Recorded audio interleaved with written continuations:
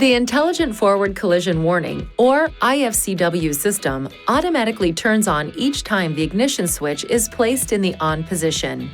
It can help alert the driver when there is sudden braking of a second vehicle traveling in front of the vehicle directly ahead in the same lane. The system uses a sensor located on the front of the vehicle to measure the distance to those vehicles traveling ahead of you. If there is a risk of a forward collision, the system warns the driver by blinking the vehicle ahead detection indicator and sounding an alert. The system operates at speeds above approximately 3 miles per hour. Perform the following steps to turn the system on or off. Use these controls to select settings.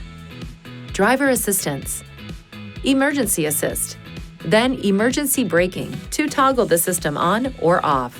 The I-FCW system is integrated into the Automatic Emergency Braking, or AEB system.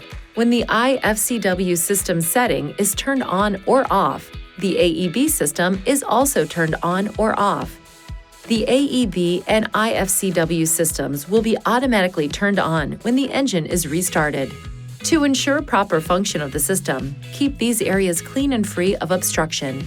If any of these areas are blocked, this indicator and/or this warning message may be displayed. The indicator will flash when only the camera is blocked.